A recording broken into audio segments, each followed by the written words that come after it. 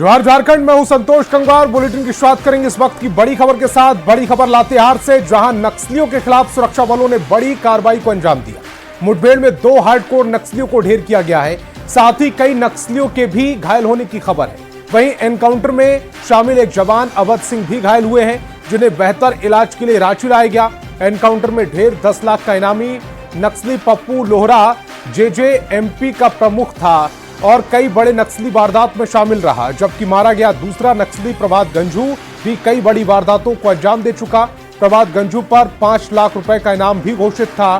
फिलहाल 4 तस्वीरें आपकी टेलीविजन स्क्रीन पर हैं। 10 लाख का इनामी पप्पू ढेर हुआ है। पहली तस्वीर में पप्पू नजर आ रहा है और उसके एनकाउंटर के बाद की तस्वीर भी आप पहली तस्वीर में देख पा रहे होंगे। दूसरी तस्वीर जहां पर मुठभेड़ में कई लोग घायल हुए हैं, मुठभेड़ में घायलों की तस्वीर भी हम आप तक पहुंचा रहे हैं। तीसरी तस्वीर नक्सली प्रभात गंझू की है, जो मारा गया है। 5 लाख का ये इनामी था। इलाज के लिए रांची ले जाते हुए घायल जवान को आप चौथी तस्वीर में देख पा रहे होंगे। 4 तस्वीरें फिलहाल आपकी टेलीविजन स्क्रीन पर।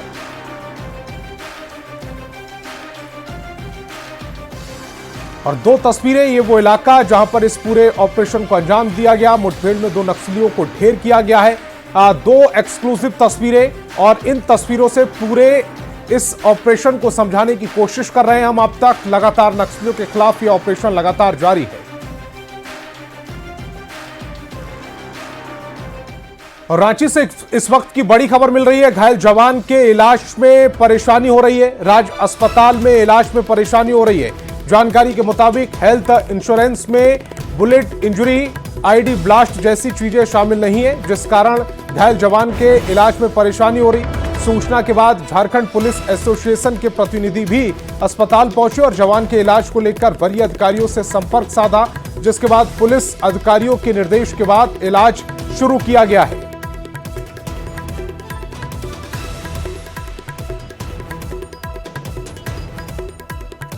तो पुलिस एसोसिएशन के संपर्क के बाद अब इलाज शुरू कर दिया गया है। पहले ये बताया जा रहा है कि जो बुलेट इंजरी होती है वो इंश्योरेंस में शामिल नहीं थी, जिसके चलते इलाज में देरी हो रही थी।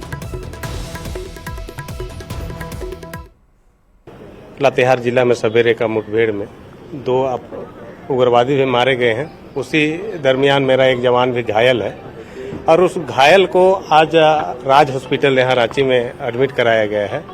लेकिन यहाँ पर इलाज में आनाकानी हो रहा था, उसी का सूचना में हम लोग यहाँ पर आए हैं और गुहार लगा रहे हैं सरकार प्राधिकार के लोगों से कि जो भी मेरा जवान घायल है उसका इलाज फ्री में हो, पैसा अपना ना लगे जवान का। और हम लोग एसोसिएशन पुरजोर से मांग करते हैं कि सरकार अपने स्तर से एक इलाज कराए। देखिए, अभी तो व्यवस्था चालू हुई है, नई व्यवस्था। हो सकता है कि नज़र से ओझल हो, ये चीज़ समझ में नहीं आई हो लोगों को, या फिर इंश्योरेंस कंपनी डार्क में रख के कुछ एमओयू कराई हो। वजह कुछ भी रही हो, परेशानी मेरे जवानों को झेलनी पड़ रही है। अभी मैंने बात की थी यहाँ पे हेल्थ कोऑर्डिनेटर के रूप में गौरव करके हैं, कोई सरकार ने डिप्यूट किया है उनको कि जवानों को किसी प्रकार की समस्या होती है तो उनसे बात करके आगे का रास्ता क्या है। तो अभी मैंने उनसे बात की तो उन्होंने स्पष्ट रूप में कहा कि मुझे 5 मिनट का समय दीजिए, मैं बताता हूं कि ये कवर अप करेगा कि नहीं करेगा। फिर उन्होंने कॉल बैक करके बताया कि ऑन ड्यूटी गोली लगना, लैंड माइन्स में उड़ना, बॉम्ब से ब्लास्ट होने में ये कवर अप नहीं करेगा। लातेहार में सुरक्षा बलों के साथ मुठभेड़ में 2 नक्सलियों के मारे जाने पर रक्षा राज्य मंत्री संजय सेठ ने कहा है कि झारखंड में अब नक्सली उल्टी सांसें गिन रहे हैं और मौसम कोई भी हो, नक्सलियों के खिलाफ हमारे जवान ऐसे ही ऑपरेशन चलाते रहेंगे। मानसून हो चाहे लू चल रही हो, संकल्प यह है कि नक्सलियों का सफाया, संकल्प यह है कि देश में अमन चैन रहे और देश में कहीं भी कोई अब नक्सल के नाम पर, माओवादी के नाम पर सर नहीं उठा सके और उसको कुचलना, यह प्राथमिकता हमारे गृह मंत्री जी की है। और लगातार अब अंतिम सांसें माओवादी ले रही है और तभी आपने देखा आज जबरदस्त मुठभेड़ में 2 लगभग जैसी सूचना आ रही है आपके माध्यम से, 2 बड़े नक्सली मारे गए हैं, एक घायल है। हमारा भी एक जवान को गोली लगी है, किंतु वह पूरी तरह सुरक्षित है। अब बड़ी खबर सरायकेला से है, जहां एक ही परिवार के 4 लोगों ने फांसी के फंदे से लटक कर खुदकुशी कर ली। घटना आदित्यपुर के चित्रगुप्त कॉलोनी की है। कृष्ण कुमार टाटा स्टील में सीनियर मैनेजर थे और कुछ समय पहले ही जांच में उन्हें कैंसर से पीड़ित होने की बात सामने आई, जिसके बाद वे इलाज के लिए मुंबई भी गए, लेकिन 19 मई को वापस जमशेदपुर में ही इलाज के लिए लौट आए थे। मृतक के पिता के मुताबिक शुक्रवार की देर रात फांसी लगाने की बात सामने आ रही है। पुलिस और फॉरेंसिक लैब की टीम पूरे मामले की जांच में जुटी है।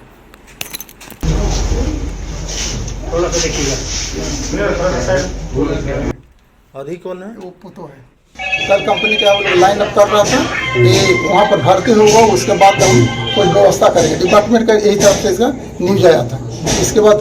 इसके बाद ये किया था तो कल तो इस ठीक है, कल आपको 6-7 बजे से बत्ती जला। इसके बाद हम लोग हो सकता है सो गया होगा। तो सोने के बाद क्या हुआ कि सवेरे उठे तो सवेरे से भी लेट से, आप भी जानते हैं, सब कुछ जानता है कि लेट से बीमार था, तो इसलिए हम ज़्यादा उतना ध्यान नहीं दिया। हमको टीम में जाना था, मेरा मेंटल प्रॉब्लम है, तो साथ दवाई हम टीम में लेने गए थे। तो टीम में से दवाई क्या है तो फिर नहीं बोला। इसके बाद मैंने थाना का इन्फॉर्मेशन किया। तो फिर वहाँ से सर वहाँ को बोले कि ठीक है जाइए, एक तो टाइगर मोबाइल को भेजे, तो उसको आन के फिर उसको उनके सामने मैंने ताला तोड़ा। जांच का क्रम जारी है थाना के द्वारा। संभवतः पता चल जाएगा कि किस कारण से सुसाइड किया गया है। सर बताया जा रहा है कैंसर पीड़ित कुछ था, कोई ऐसा मामला आप लोग की जानकारी में? सर अभी तक ऐसा संज्ञान में पूर्ण ऐसे कोई चीज़ नहीं आई है। सरायकेला के आदित्यपुर थाना क्षेत्र में दिल दहला देने वाली एक घटना घटी है, जहां टाटा स्टील के सीनियर मैनेजर कृष्ण कुमार ने अपनी पत्नी और 2 नाबालिग बेटियों को कमरे में बंद कर आत्महत्या की घटना को अंजाम दिया है। फिलहाल इस घटना की जैसे ही सूचना पुलिस को मिली तो पुलिस मौके पर पहुंच के दरवाजा तोड़ती है और तब जाकर ये पूरे मामले का खुलासा होता है। हालांकि जिस तरह सूत्रों के मुताबिक मामला सामने आ रहा है कि इसमें जो पीड़ित थे कृष्ण कुमार, उनको इसी महीने उनको पता चला कि वो कैंसर पीड़ित है, और उसके बाद वो उनके दिमाग में बस एक ही सवाल खड़ा हो रहा था कि मेरे बाद मेरे परिवार के लोगों को कौन देख रेख करेगा, और इसी को लेकर इस घटना को अंजाम दिया गया है। फिलहाल पुलिस पूरे मामले की जांच कर रही है। जांच में क्या कुछ निकलेगा तो वो तो आने वाला समय ही बताएगा, मगर जमशेदपुर शहर और सरायकेला शहर में लगातार आत्महत्या की घटनाएं जो बढ़ते जा रही है, वो जिला प्रशासन के लिए एक बड़ी चुनौती बनते जा रही है, क्योंकि लोग जो है मॉडल जमाने में अपने परिवार और रिश्तेदारों से दूरी बनाते हैं और छोटी छोटी बातों पर इस तरह की घटनाओं को अंजाम दे जाते हैं। हालांकि ज़रूरत है लोगों को जागरूक होने की, और इसी तरह इस घटनाओं पर लगाम लग पाएगा। न्यूज़ 18 के लिए जमशेदपुर से आशीष कुमार तिवारी। और कांग्रेस सांसद राहुल गांधी की एक बार फिर मुश्किलें बढ़ती दिख रही हैं। चाईबासा कोर्ट ने राहुल गांधी के खिलाफ गैर जमानती वारंट जारी किया और 26 जून को राहुल गांधी को कोर्ट में पेश होने का आदेश दिया। इससे पहले राहुल गांधी की ओर से पेशी से छूट की याचिका दी गई थी, लेकिन कोर्ट ने खारिज कर दी। मामला बीजेपी के खिलाफ भाषण से जुड़ा है। 2018 के मार्च में राहुल गांधी ने बीजेपी के खिलाफ भाषण दिया था, जिसके खिलाफ बीजेपी नेता प्रताप कुमार कटारिया ने परिवारवाद दायर किया था।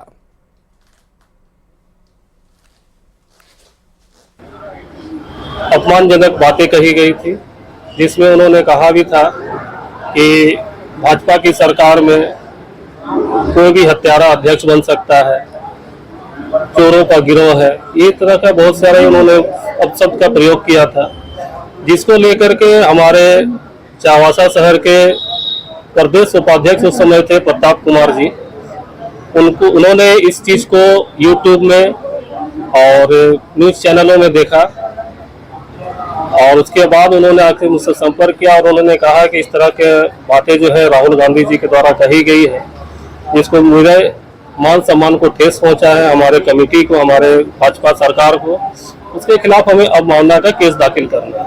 हमारे शुभचिंतक लोगों ने कहा कि आप कैसे पार्टी में जुड़े हैं जिसमें राष्ट्रीय अध्यक्ष आपका हत्यारा है। मुझे और तकलीफ हुआ कि मेरे पार्टी में सही में ऐसा कुछ है क्या।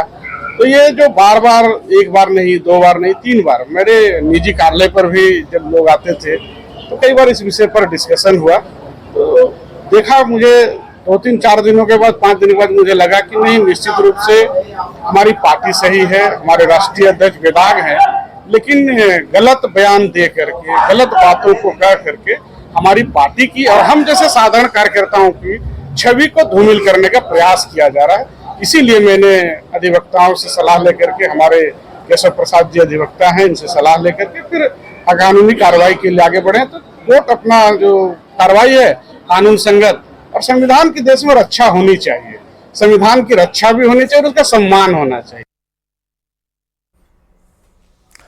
पाकिस्तान के आतंकवाद को वैश्विक मंच पर बेनकाब करने की कूटनीतिक स्ट्राइक जारी है। इसी कड़ी में सांसदों का एक प्रतिनिधिमंडल बहरीन पहुंचा है। बीजेपी सांसद वैजयंत पांडा इस प्रतिनिधिमंडल का नेतृत्व कर रहे हैं और उनके साथ झारखंड से गोड्डा सांसद निशिकांत दुबे भी हैं। वैजयंत पांडा का ग्रुप सऊदी अरब के बाद कुवैत, बहरीन और अल्जीरिया जाएगा।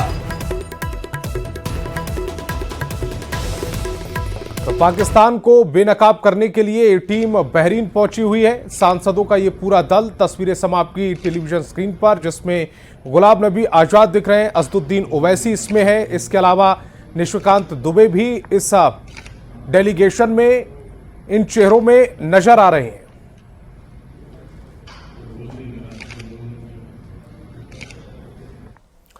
और रक्षा राज्य मंत्री संजय सेठ का बड़ा बयान सामने आया। कहा, प्रधानमंत्री नरेंद्र मोदी जी के मार्गदर्शन में आतंकवाद मुक्त और नक्सलवाद मुक्त भारत अभियान चलाया जा रहा है। ऑपरेशन सिंदूर के तहत आतंकवाद से निपटने के 3 सूत्र तय कर दिए गए। भारत पर आतंकी हमला हुआ तो करारा जवाब मिलेगा। समय हमारी सेनाएं तय करेंगी और तरीका भी सेनाएं तय करेंगी और शर्तें भी हमारी होंगी।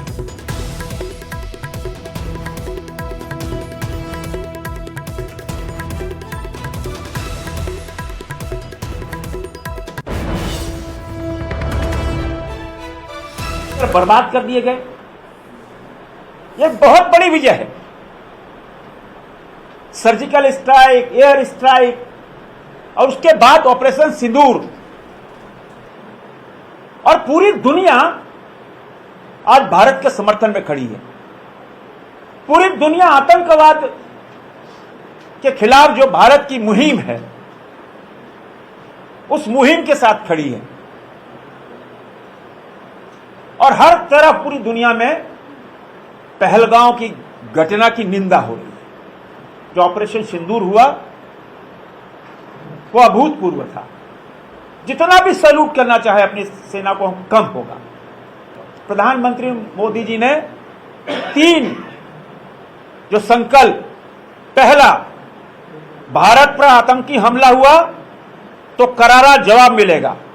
समय हमारी सेना तय करेगी, तरीका हमारी सेना तय करेगी, शर्तें भी हमारी होंगी। पहला, प्रधानमंत्री जी ने कहा, एटम बम की धमकी से, भभकी से हम डरने वाले नहीं हैं। बोकारो के तेतुलिया वन भूमि घोटाला मामले में झारखंड हाईकोर्ट ने डीएफओ और आरसीसीएफ को कंटेम्प्ट ऑफ कोर्ट का दोषी माना है, लेकिन अब इस मामले में सुप्रीम कोर्ट ने रोक लगा दी है, जिससे दोनों अधिकारियों को सुप्रीम कोर्ट से फिलहाल बड़ी राहत मिली है। मामले की सुनवाई के दौरान सुप्रीम कोर्ट ने कहा कि मालिकाना हक बदल सकता है, लेकिन जमीन का किस्म नहीं बदल सकता। इस मामले में कोर्ट ने वन विभाग के अधिकारियों को खतियान की सर्टिफाइड कॉपी देने का आदेश दिया है और कोर्ट ने फिलहाल जमीन पर यथास्थिति का आदेश दे दिया।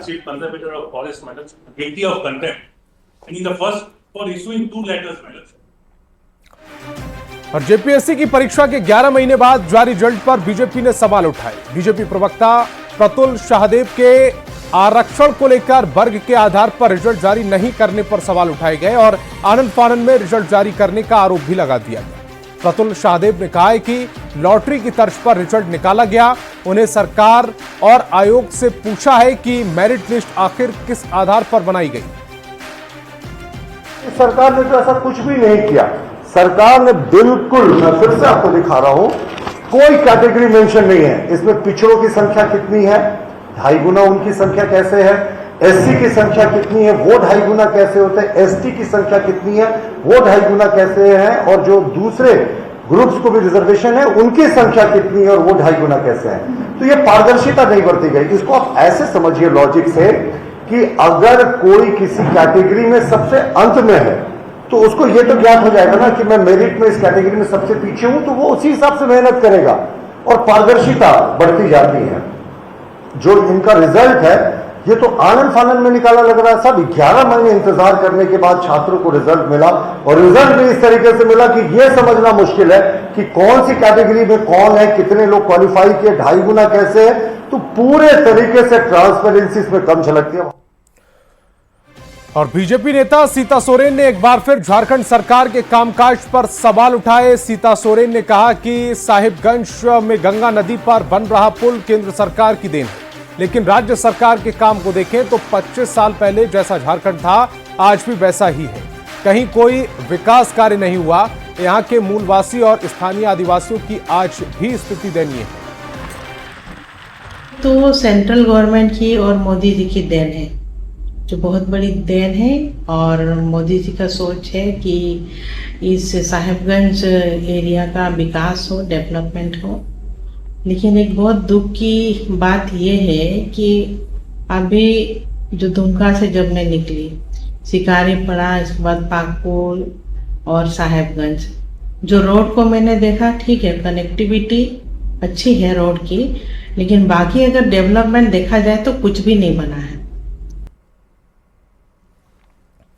और पलामू से बीजेपी सांसद बीडी राम ने आरोप लगाया कि राज्य सरकार ने जल जीवन मिशन का सत्यानाश कर दिया। पलामू के कई प्रखंडों में इस योजना के नाम पर सिर्फ लूट मची है और भारी गड़बड़ी की जा रही है। कहीं भी धरातल पर पानी टंकी का काम पूरा नहीं है, लोगों के घरों तक पानी नहीं पहुंचा और सिर्फ खाना पूर्ति की गई। जल जीवन मिशन का सत्यानाश राज्य सरकार ने कर दिया और जो एजेंसियां इसके लिए हैं उत्तरदायी, उन एजेंसियों ने कर दिया है। जल जीवन मिशन के अंतर्गत लोगों के घरों में पाइपलाइन के माध्यम से जल पहुंचाना था। विभाग ने वाहवाही लूटने के लिए बढ़ा चढ़ा करके आंकड़ा पेश कर दिया। देवघर के पालोजोरी में पुलिस हिरासत में युवक की मौत का मामला अब झारखंड राज्य अल्पसंख्यक आयोग में पहुंच गया है। आयोग ने स्वतः संज्ञान लिया और आयोग की 5 सदस्यों की टीम ने गांव में जाकर मृतक के परिवार और लोगों से मुलाकात कर पूरे मामले की जानकारी दी। बाद में देवघर सर्किट हाउस में आयोग की टीम ने प्रशासनिक अधिकारियों से भी बात की। आपको बता दें कि दुधानी गांव में 28 साल के मोहम्मद मेराज की पुलिस हिरासत में मौत हो गई थी। परिवार के लोगों ने पुलिस की पिटाई से मौत का आरोप लगाया था। इस मामले में पालोजोरी, सारट और साइबर थाना पुलिस की भूमिका भी संदिग्ध है। भाई कोई प्रूफ नहीं है कि वो मुजरिम, और पूरे गांव के सामने, बाल बच्चों के सामने, छोटे छोटे बच्चे हैं और वहीं पिटाई शुरू कर दिया। मतलब कि खदेड़ के, जैसे क्रिमिनल को नहीं गांव वाले खदेड़ के मतलब पकड़ते, खेत में दौड़ा दौड़ा के और वहां से घिसेटते हुए लाया। भाई माँ है, देखा कि भाई कोई ये नहीं तो लिपट गई, तो माँ को भी मारा पुलिस वालों ने। और उसके भाई ने कहा कि भाई कुछ तो बताइए कि आखिर मेरा भाई का क्या जुर्म है, ये तो पूछने का अधिकार बनता है। बोला कि बर्बाद कर देंगे। पूरा वीडियो में साफ साफ है। दोनों पक्षों की बात सुनी है और हम उसका रिपोर्ट तैयार कर रहे हैं और जल्द ही जो है इसको सरकार से अवगत कराएंगे। और हमने जिला प्रशासन को भी कहा है कि जिसकी मृत्यु हुई है उसके परिवार के लिए, जीवन यापन के लिए उनको जो मुआवजा मिल सकता है दिया जाए और उसके आजीविका चलाने के लिए जो है वो अच्छी व्यवस्था कर देनी चाहिए, ताकि जो मृतक मेराज अंसारी है उसकी छोटी छोटी बच्चियां हैं 2 और एक बेटा है गोदी में, और वैसी महिला को अगर जो है अगर हम लोग ये न्याय नहीं दे सकेंगे तो हमारा आयोग में रहना सही नहीं। और धनबाद से बड़ी खबर मिल रही, प्रधानमंत्री किसान सम्मान निधि में धांधली से जुड़ी इस वक्त की बड़ी खबर। बड़े पैमाने पर धांधली की गई है, अवैध निकासी की गई है। 145 मृत किसानों के नाम पर राशि जारी की गई। 170 अयोग्य किसान इसका लाभ उठा रहे हैं। सीओ ने जांच में बड़ा फर्जीवाड़ा पकड़ा है। पैसे वसूली के लिए नोटिस जारी किया गया। 15 दिन के भीतर पैसा लौटाने का नोटिस जारी किया गया है। धनबाद के बलियापुर अंचल का यह पूरा मामला है। सरकार को हर साल करीब 70 लाख का नुकसान हो रहा है। सर्वे कराया गांव-गांव में, अभी कुछ गांव का सर्वे बाकी भी है। 46 गांव का सर्वे हुआ है, 23 गांव का सर्वे बाकी है। तो जिसमें मृतक 145 की सूची हमको मिली है, जिसको हमने खाते में होल्ड लगा दिया है, और जो भी मृत्यु के बाद की पैसा उसमें गया है उसकी वसूली की जा रही है। और 170 अयोग्य लाभुक हैं, जिसमें ऐसे हैं कि एक ही परिवार में 3-4 व्यक्ति ले रहे हैं, पति पत्नी है, तो उनके खाते में जा रहा है। तो सभी को खाता को अभी होल्ड कर दिया गया है और रिकवरी की प्रक्रिया चल रही है। अभी तो 15 दिनों का नोटिस दिया गया है, ऐसे ये रिकवरी भी ऑनलाइन प्रक्रिया से ही होगी। और कोडरमा से बड़ी खबर मिल रही है। हादसे के बाद तेल लूट की होड़ मची है। टैंकर पलटने के बाद तेल लूट की होड़ से जुड़ी इस वक्त की बड़ी खबर। टैंकर में सोयाबीन का रिफाइंड तेल था। हल्दिया से नेपाल ये टैंकर जा रहा था। NH 20 पर नौबा माइल्स के पास यह हादसा हुआ। बाल्टी डिब्बे लेकर लोग पहुंचे। तस्वीर इस समय आपकी टेलीविजन स्क्रीन पर है। पुलिस ने सामान्य परिचालन करा लिया है अब, लेकिन उस दौरान की तस्वीर किस तरह से अफरा तफरी का माहौल रहा, एक्सक्लूसिव तस्वीर इस समय आपकी टेलीविजन स्क्रीन पर।